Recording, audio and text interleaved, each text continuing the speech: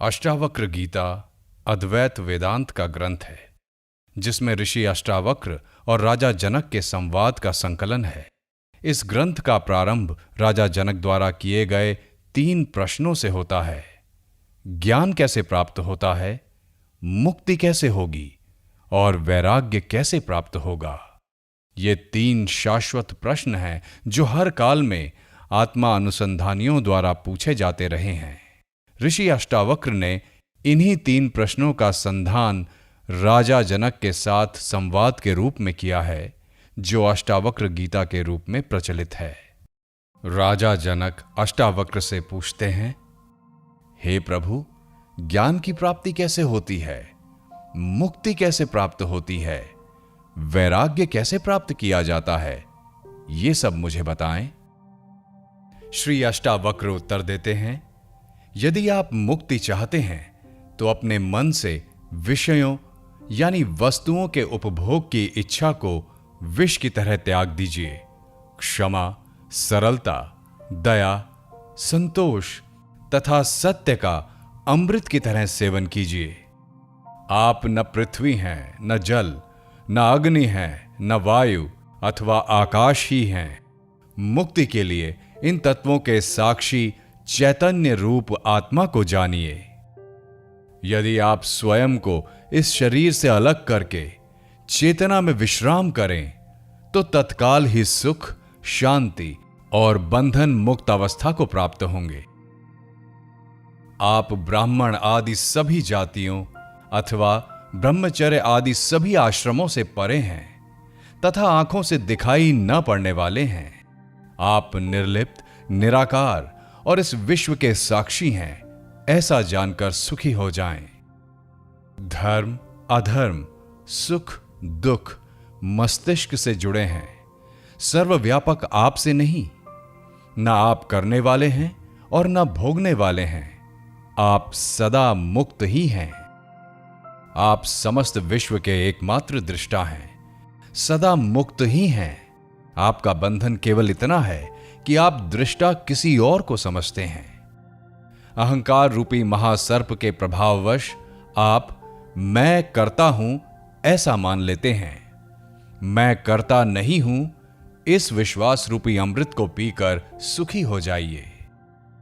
मैं एक विशुद्ध ज्ञान हूं, इस निश्चय रूपी अग्नि से गहन अज्ञान वन को जला दें। इस प्रकार शोक रहित होकर सुखी हो जाएं। जहां ये विश्व रस्सी में सर्प की भांति अवास्तविक लगे, उस आनंद, परम आनंद की अनुभूति करके सुख से रहें। स्वयं को मुक्त मानने वाला मुक्त ही है और बद्ध मानने वाला बंधा हुआ ही है। यह कहावत सत्य ही है कि जैसी बुद्धि होती है वैसी ही गति होती है। आत्मा साक्षी, सर्वव्यापी, पूर्ण, एक, मुक्त, चेतन, अक्रिय, असंग, इच्छा रहित एवं शांत है। भ्रमवश ही यह सांसारिक प्रतीत होती है। अपरिवर्तनीय, चेतन व अद्वैत आत्मा का चिंतन करें और मैं के भ्रम रूपी आभास से मुक्त होकर बाह्य विश्व की अपने अंदर ही भावना करें। हे पुत्र, बहुत समय से आप मैं शरीर हूं इस भाव बंधन से बंधे हैं। स्वयं को अनुभव कर ज्ञान रूपी तलवार से इस बंधन को काटकर सुखी हो जाएं। आप असंग, अक्रिय, स्वयं प्रकाशवान तथा सर्वथा दोष मुक्त हैं। आपका ध्यान द्वारा मस्तिष्क को शांत रखने का प्रयत्न ही बंधन है। यह विश्व आपके द्वारा व्याप्त किया हुआ है, वास्तव में आपने इसे व्याप्त किया हुआ है। आप शुद्ध और ज्ञान स्वरूप हो, छोटेपन की भावना से ग्रस्त मत हो। आप इच्छा रहित, विकार रहित, घन यानी ठोस, शीतलता के धाम, अगाध बुद्धिमान हैं। शांत होकर केवल चैतन्य की इच्छा वाले हो जाइए। आकार को असत्य जानकर निराकार को ही चिरस्थायी मानिए। इस तत्व को समझ लेने के बाद पुनः जन्म लेना संभव नहीं है। जिस प्रकार दर्पण में प्रतिबिंबित रूप उसके अंदर भी है और बाहर भी, उसी प्रकार परमात्मा इस शरीर के भीतर भी निवास करता है और उसके बाहर भी। जिस प्रकार एक ही आकाश पात्र के भीतर और बाहर व्याप्त है, उसी प्रकार शाश्वत और सतत परमात्मा समस्त प्राणियों में विद्यमान है। राजा जनक कहते हैं, आश्चर्य! मैं निष्कलंक, शांत, प्रकृति से परे ज्ञान स्वरूप हूं। इतने समय तक मैं मोह से संतप्त किया गया। जिस प्रकार मैं इस शरीर को प्रकाशित करता हूं, उसी प्रकार इस विश्व को भी। अतः मैं यह समस्त विश्व ही हूं अथवा कुछ भी नहीं। अब शरीर सहित इस विश्व को त्याग कर किसी कौशल द्वारा ही मेरे द्वारा परमात्मा का दर्शन किया जाता है। जिस प्रकार पानी लहर, फेन और बुलबुलों से पृथक नहीं है, उसी प्रकार आत्मा भी स्वयं से निकले इस विश्व से अलग नहीं है। जिस प्रकार विचार करने पर वस्त्र, तंतु यानी धागा मात्र ही ज्ञात होता है, उसी प्रकार यह समस्त विश्व आत्मा मात्र ही है। जिस प्रकार गन्ने के रस से बनी शक्कर उससे ही व्याप्त होती है, उसी प्रकार यह विश्व मुझ में ही बसा है और निरंतर मुझसे ही व्याप्त है। आत्मा अज्ञानवश ही विश्व के रूप में दिखाई देता है। आत्मज्ञान होने पर यह विश्व दिखाई नहीं देता। रस्सी अज्ञानवश सर्प जैसी दिखाई देती है। रस्सी का ज्ञान हो जाने पर सर्प नहीं दिखाई देता। प्रकाश मेरा स्वरूप है, इसके अतिरिक्त मैं कुछ और नहीं हूं। वह प्रकाश जैसे इस विश्व को प्रकाशित करता है, वैसे ही इस मैं भाव को भी। आश्चर्य! यह कल्पित विश्व अज्ञान से मुझ में दिखाई देता है, जैसे सीप में चांदी, रस्सी में सर्प और सूर्य किरणों में पानी।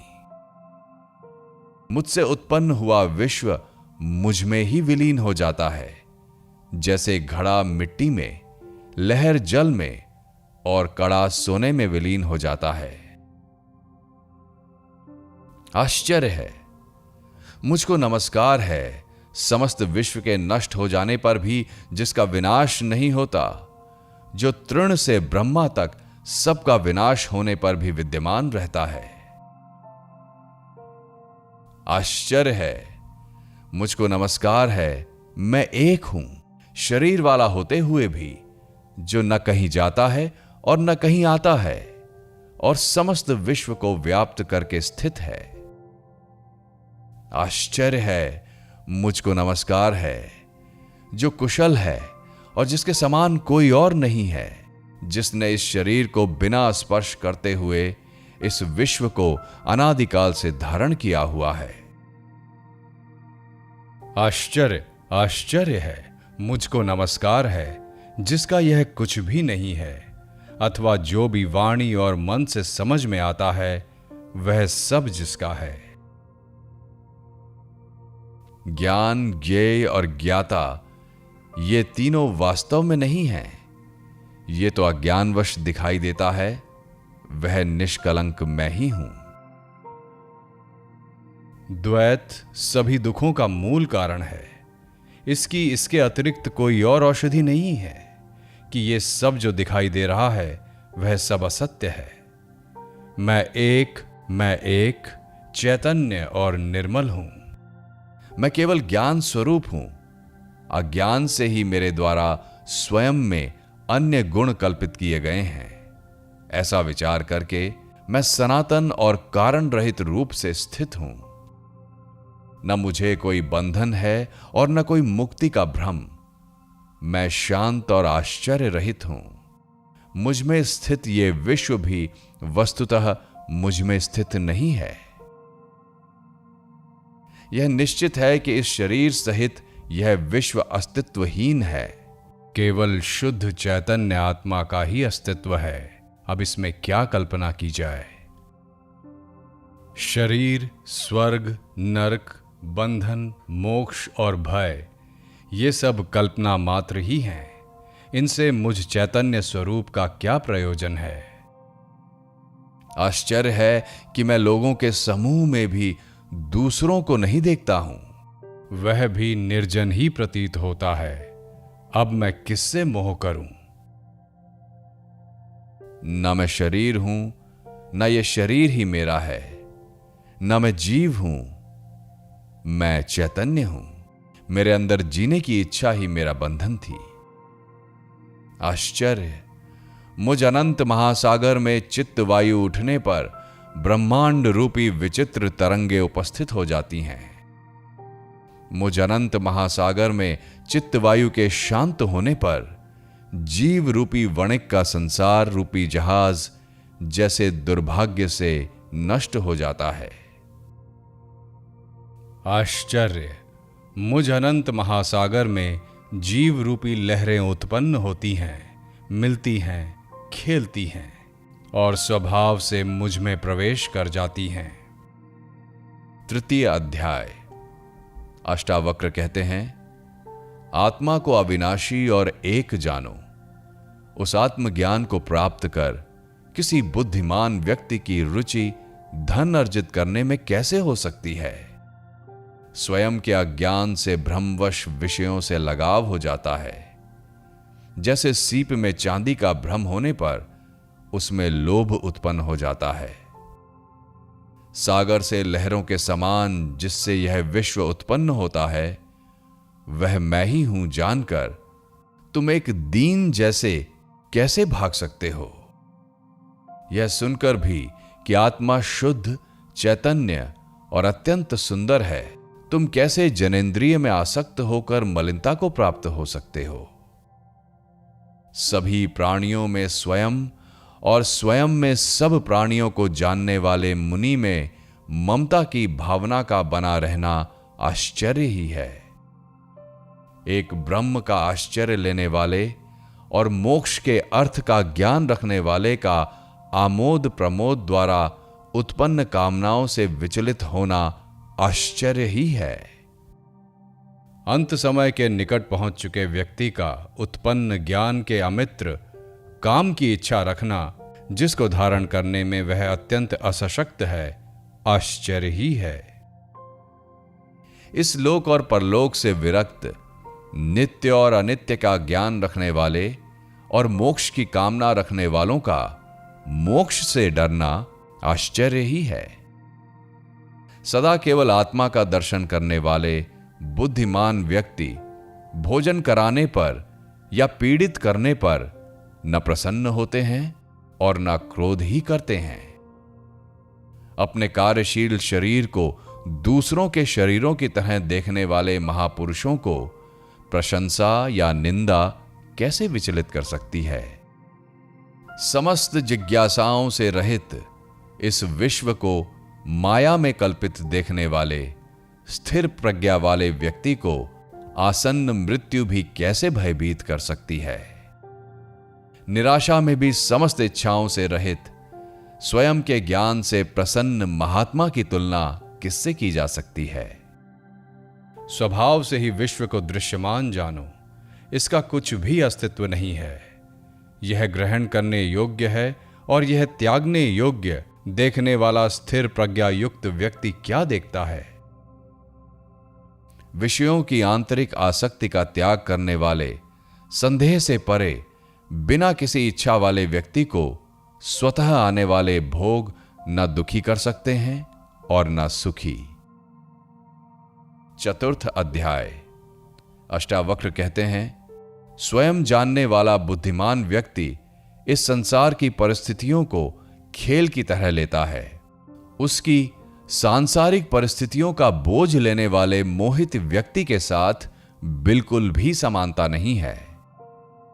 जिस पद की इंद्र आदि सभी देवता इच्छा रखते हैं, उस पद में स्थित होकर भी योगी हर्ष नहीं करता।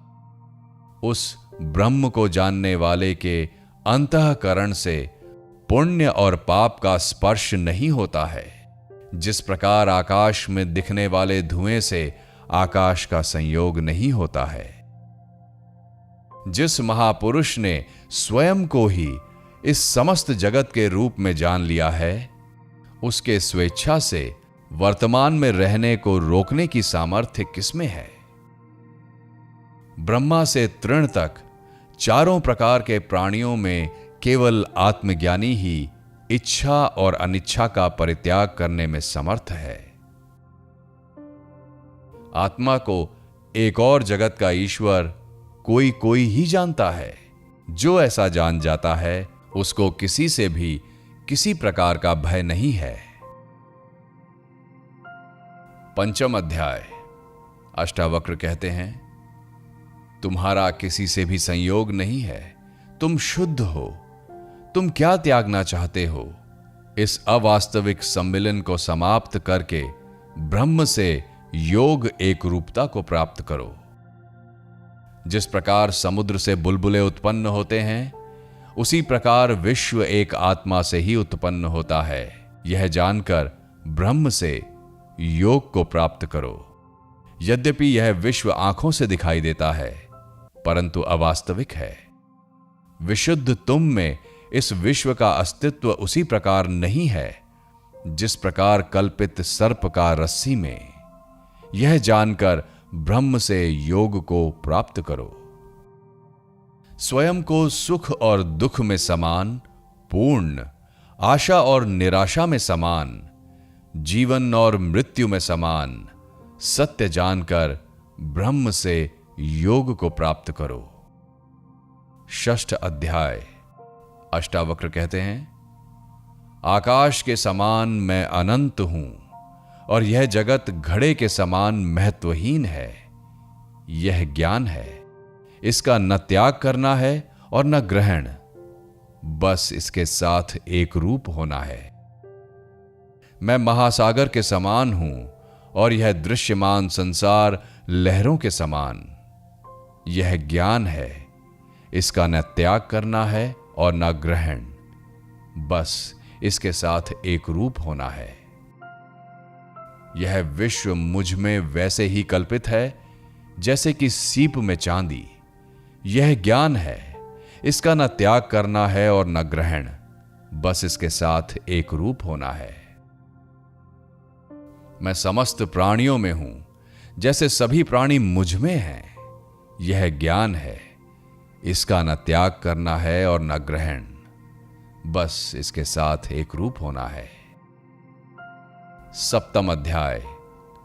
राजा जनक कहते हैं, मुझ अनंत महासागर में विश्व रूपी जहाज अपनी अंतः वायु से इधर उधर घूमता है, पर इससे मुझ में विक्षोभ नहीं होता है। मुझ अनंत महासागर में विश्व रूपी लहरें माया से स्वयं ही उदित और अस्त होती रहती हैं। इससे मुझ में वृद्धि या क्षति नहीं होती है। मुझ अनंत महासागर में विश्व एक अवास्तविकता स्वप्न है। मैं अति शांत और निराकार रूप से स्थित हूं। उस अनंत और निरंजन अवस्था में न मैं का भाव है और न कोई अन्य भाव ही। इस प्रकार आसक्त बिना किसी इच्छा के और शांत रूप से मैं स्थित हूं। आश्चर्य, मैं शुद्ध चैतन्य हूं और यह जगत असत्य जादू के समान है। इस प्रकार मुझ में कहां और कैसे उपयोगी और अनुपयोगी की कल्पना। अष्टम अध्याय। श्री अष्टावक्र कहते हैं, तब बंधन है जब मन इच्छा करता है, शोक करता है, कुछ त्याग करता है, कुछ ग्रहण करता है, कभी प्रसन्न होता है या कभी क्रोधित होता है। तब मुक्ति है जब मन इच्छा नहीं करता है, शोक नहीं करता, त्याग नहीं करता है, ग्रहण नहीं करता, प्रसन्न नहीं होता है या क्रोधित नहीं होता। तब बंधन है जब मन किसी भी दृश्यमान वस्तु में आसक्त है। तब मुक्ति है जब मन किसी भी दृश्यमान वस्तु में आसक्ति रहित है। जब तक मैं या मेरा का भाव है तब तक बंधन है। जब मैं या मेरा का भाव नहीं है तब मुक्ति है। यह जानकर न कुछ त्याग करो और न कुछ ग्रहण ही करो। 9वां अध्याय। श्री अष्टावक्र कहते हैं, यह कार्य करने योग्य है अथवा ना करने योग्य, और ऐसे ही अन्य हां या ना रूपी संशय कब और किसके शांत हुए हैं, ऐसा विचार करके विरक्त हो जाओ, त्यागवान बनो। ऐसे किसी नियम का पालन न करने वाले बनो। हे पुत्र, इस संसार की व्यर्थ चेष्टा को देखकर किसी धन्य पुरुष की ही जीने की इच्छा, भोगों के उपभोग की इच्छा और भोजन की इच्छा शांत हो पाती है। यह सब अनित्य है। 3 प्रकार के कष्टों, दैहिक, दैविक और भौतिक से घिरा है। सारहीन है, निंदनीय है, त्याग करने योग्य है। ऐसा निश्चित करके ही शांति प्राप्त होती है। ऐसा कौन सा समय अथवा आयु है जब मनुष्य के संशय नहीं रहे हैं? अतः संशयों की उपेक्षा करके अनायास सिद्धि को प्राप्त करो। महर्षियों, साधुओं और योगियों के विभिन्न मतों को देखकर कौन मनुष्य वैराग्यवान होकर शांत नहीं हो जाएगा? चैतन्य का साक्षात ज्ञान प्राप्त करके वैराग्य और समता से युक्त कौन गुरु जन्म और मृत्यु के बंधन से तार नहीं देगा? तत्वों के विकार को वास्तव में उनकी मात्रा के परिवर्तन के रूप में देखो। ऐसा देखते ही उसी क्षण तुम बंधन से मुक्त होकर अपने स्वरूप में स्थित हो जाओगे। इच्छा ही संसार है, ऐसा जानकर सबका त्याग कर दो। उस त्याग से इच्छाओं का त्याग हो जाएगा और तुम्हारी यथा रूप अपने स्वरूप में स्थिति हो जाएगी। 10वां अध्याय। श्री अष्टावक्र कहते हैं, कामना और अनर्थों के समूह धन रूपी शत्रुओं को त्याग दो। इन दोनों के त्याग रूपी धर्म से युक्त होकर सर्वत्र विरक्त हो जाओ। मित्र, भूमि, कोषागार, पत्नी और अन्य संपत्तियों को स्वप्न की माया के समान 3 या 5 दिनों में नष्ट होने वाला देखो। जहां जहां आसक्ति हो उसको ही संसार जानो। इस प्रकार परिपक्व वैराग्य के आश्रम में तृष्णा रहित होकर सुखी हो जाओ। मात्र तृष्णा ही स्वयं का बंधन है। उसके नाश को मोक्ष कहा जाता है। संसार में अनासक्ति से ही निरंतर आनंद की प्राप्ति होती है। तुम एक अद्वितीय, चेतन और शुद्ध हो तथा यह विश्व अचेतन और असत्य है। तुम में अज्ञान का लेश मात्र भी नहीं है और जानने की इच्छा भी नहीं है। पूर्व जन्मों में बहुत बार तुम्हारे राज्य, पुत्र, स्त्री, शरीर और सुख का तुम्हारी आसक्ति होने पर भी नाश हो चुका है। पर्याप्त धन, इच्छाओं और शुभ कर्मों द्वारा भी इस संसार रूपी माया से मन को शांति नहीं मिली। कितने जन्मों में शरीर, मन और वाणी से दुख के कारण कर्मों को तुमने नहीं किया। अब उनसे विरक्त हो जाओ।